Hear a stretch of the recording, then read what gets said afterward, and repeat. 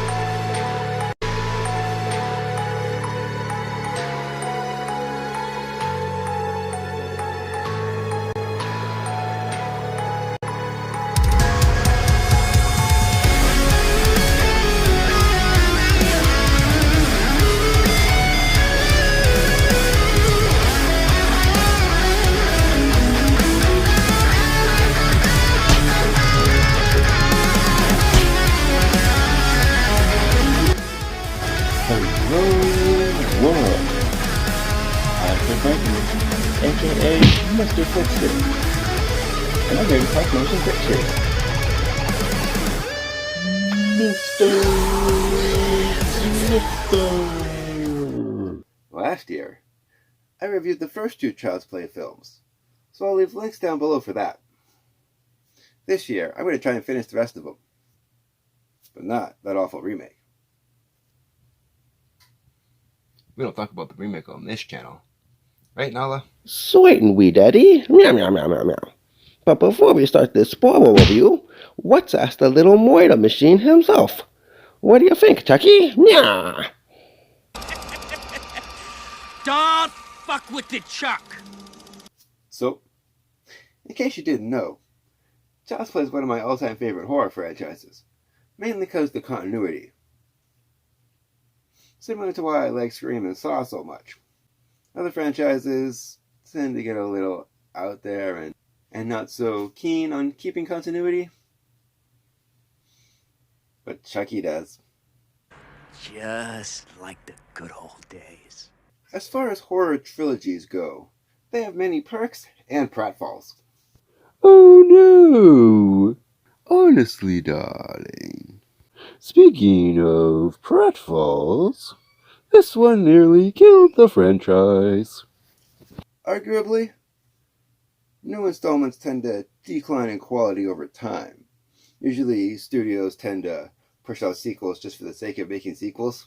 However, some of them tend to make improvements on the franchise. For example, they could improve on the world building, the character development, the gore, and the special effects exponentially. Some of the more well-known ones are The Omen, Alien, Evil Dead, Psycho, Night of the Living Dead, Poltergeist, Candyman, The Exorcist, and the more recent Fear Street trilogy. Some major franchises like Friday the 13th, The Final Chapter, New Beginning, and Jason Lives, Nightmare on Elm Street, Dream Warriors, Dream Master, Dream Child, Scream, Parts 1, 2, and 3, Saw, Parts 1, 2, and 3, and Halloween, also have them included in their long lineups. The latter has 3 trilogies on 3 separate timelines. Parts 1, 2, and H2O, Return, Revenge, and Curse, 2018 Kills and Ends. Fun fact, It's well documented that this is both Don Mancini's and Brad Dourif's least favorite Chucky movie. Part 3 was directed by Jack Bender. Eventually, he'd go on to direct a lot of TV shows for The Sopranos, Lost, and Game of Thrones. We're talking a lot of episodes. The opening credits have some really impressive visuals, with a new doll being molded. How did they film it, you ask?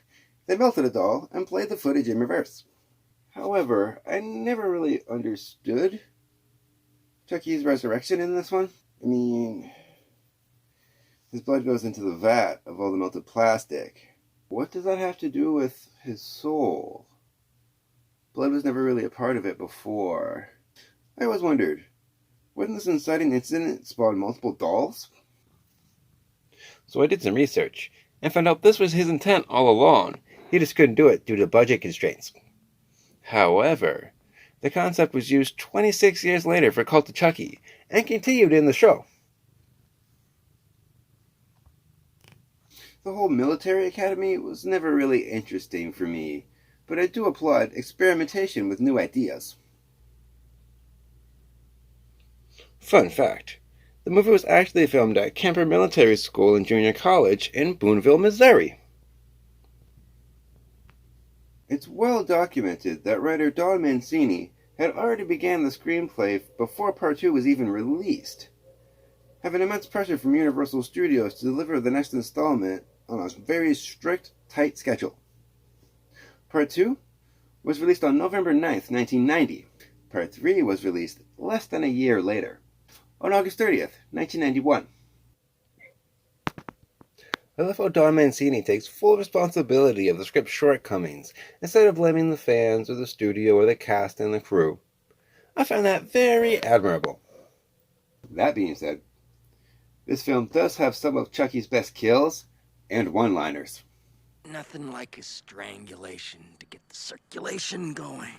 I told you. Peter Haskell is PlayPal CEO Sullivan. I appreciate the continuity of the same actors returning after Part 2. It really does make a difference. His death scene does well at making the audience question his surroundings in his office.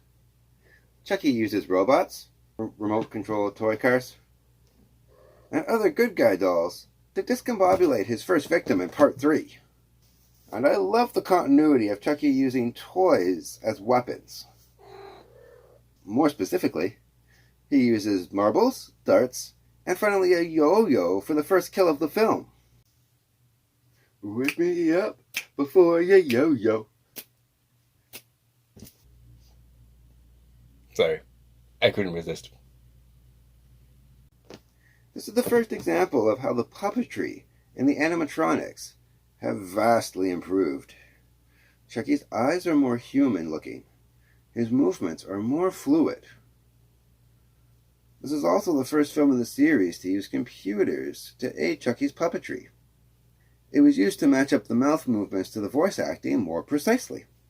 Brad Dourif just shines as Chucky.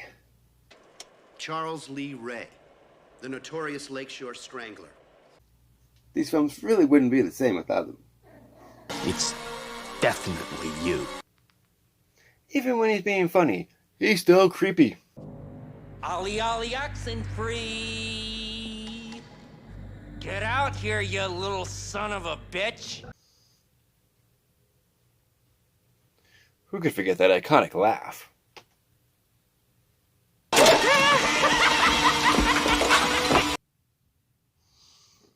Whatever, darling. Chucky's so cocky in this one. And here I thought Russian nesting dolls were full of themselves. You just can't keep a good guy down. This is the first Child's Play film that doesn't have Alex Vincent playing Andy. However, Alex Vincent does appear twice in the film, in photos in the beginning and the middle. There's not really any mention of Catherine Hicks, but Andy looks at a picture of her and him in one scene, which adds to the continuity factor significantly. Instead, he's played by Justin Whalen. We first see him on a bus arriving at Kent Military Academy. The reasoning for his casting makes sense, because they had to age him up, because this film takes place 8 years after part 2. Why they had to do that is beyond me. I do feel like Justin Whalen is miscast here. He doesn't do a very good job of displaying emotions, in my opinion. I never really believe that he's scared or angry, or even turned on for all that matter. Andy, how you've grown. Fun fact, this means that Andy got a Woody. What is this face? What is he feeling here? Shortly after Andy arrives, he's introduced to Dakin Matthews as Colonel Francis Cochran, who runs the school. How exactly did Chucky mail himself to Andy, anyways? I've always wondered about that. He's another one-dimensional character who tells him to put aside childish things. I think he's severely miscast, too. The role just doesn't suit him. He's supposed to be a hard-edge, military drill sergeant, almost, and even Don Mancini himself says that he thought he was miscast in that role. I never really understood Colonel Cochran's death, either.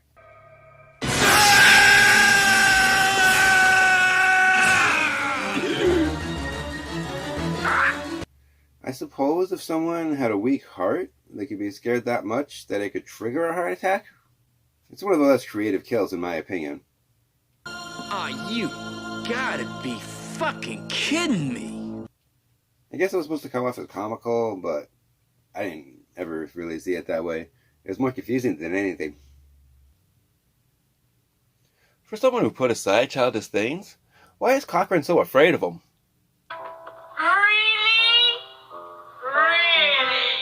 But doesn't count as Chucky using a toy to kill him because he used himself to scare him to death? Think about it. It's not long after that when Andy's sent to get his mandatory military haircut. That's when we meet Andrew Robinson as Sergeant Butnick, the resident barber. This guy likes hair too much for his own good. He was also in Hellraiser. His outrageous performance is another highlight. Presto, you're bald. Sergeant Botnick's kill scene is a fantastic nod to Sweeney Todd, in my opinion. He gets his throat slashed with a straight razor, while Chucky declares another classic catchphrase. I love how Chucky uses what the barber had been saying to the kids the whole movie against him. That's good writing. Presto, you're dead. It shows outstanding practical effects, too. Fun fact, Don Mancini has openly discussed how Sweeney Todd inspired this kill scene. This is also where Andy meets Cadet Tyler, played by Jeremy Silvers. Tyler, come out, wherever you are. I think he's miscast, too. He behaves and talks too much like a younger kid than he appears. I do think it's interesting how when the Good Guy commercial plays, it shows Andy's fear growing and Tyler's excitement growing. The slow motion emphasizes the dichotomy between their reactions. But, oh my god, this kid is so annoying. I think it's so funny that Chucky gets increasingly frustrated with him throughout the film. Like this. Dear Charles, you're it. Come and find me, your best friend. Shit. Come and find me. God damn it. I'm tired. I don't want to play that dumb game anymore. You're a fucking drag, you know that? Watch your mouth, Charles. Stop calling me that! Sorry, kid, you got me. I'm bad. Eventually, Andy starts to meet some of the other students. This includes his roommate, Whitehurst, played by Dean Jacobson. He's the highlight because he's so convincing in the role, and Whitehurst has such an excellent storyline involving friendship and bravery, and he sacrifices himself.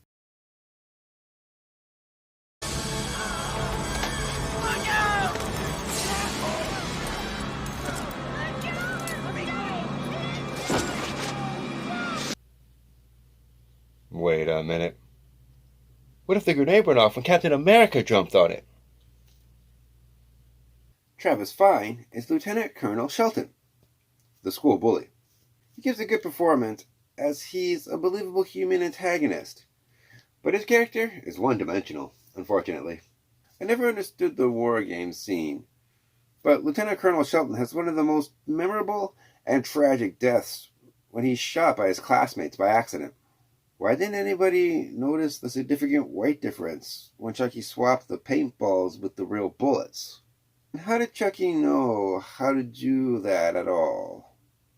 And how was he able to load those weapons completely unseen by anybody else? Good soldier is always prepared, Tyler. Perry Reeves is Kristen De Silva. What did you say? I said you asshole, sir! She's a strong female cadet with an attitude, and Andy's love interest. But in my opinion, this feels so shoehorned in that it tries to be the heart of the film, but it just falls flat. If you think about it, why is she in this? I mean, yeah, each movie's got a strong female character, and I get that Chucky's got to have human friends. But her character could be completely cut from the film, and it would have no impact on the outcome. Her acting isn't even that convincing, in my opinion. She's nothing compared to Kyle. Fun fact. This is the only Child's Play film where no females die. Let me tell you something about me you might not know. I may be tiny, but I'm still mighty. You think you're so tough, Chucky? I'm one tough cookie, too. Bring it on! Meow, meow, meow, meow, meow. So, the way Chucky tricks the garbage man is so clever. First, Chucky cries for help while pretending to be a kid. Then, when the garbage man goes to look, he traps him inside. It reminds me of that scene from the first Teenage Mutant Ninja Turtles movie. You know the one I'm talking about.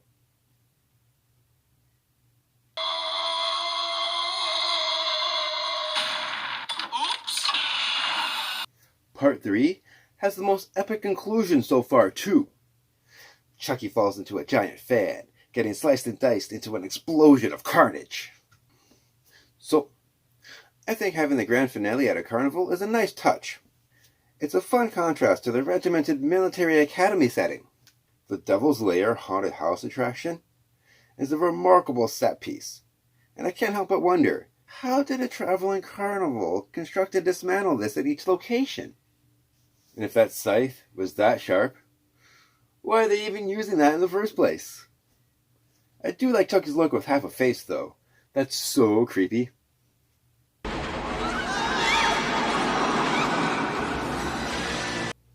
Eddie shoots off Chucky's arm, just like his mom did in the first one. Fun fact.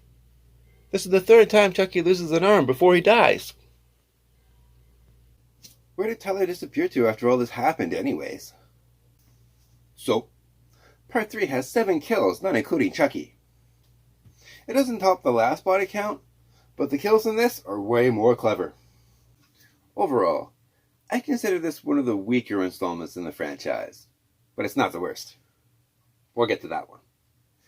I can see how this one nearly killed the franchise, too.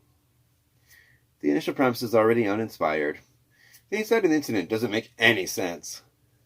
The plot is unnecessarily complicated. The new characters are bland. The new setting isn't interesting. And this is where the franchise tends to get more silly than scary, where it tends to dip its toes more into the comedy realm. This film is just riddled with bad acting and huge plot holes. It's the lowest grossing film at the box office. Bride didn't even come out until 1998, thanks in large part to the success of Scream providing the resurgence in slasher flicks. More importantly, this film doesn't have the heart as the prior installments did. Therefore, the third time is not the charm in my opinion.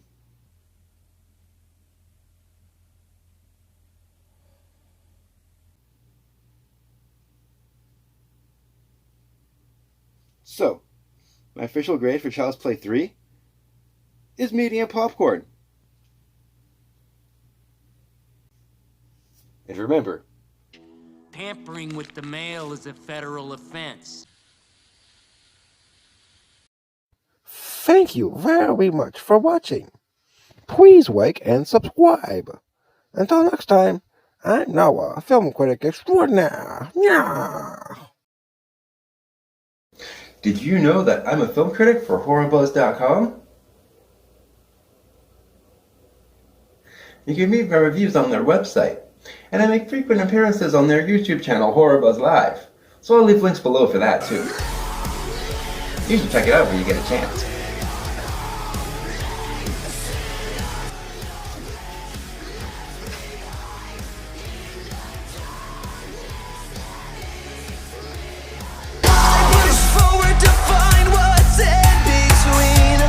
Nothing's ever as it seems. My time is coming, it's too late.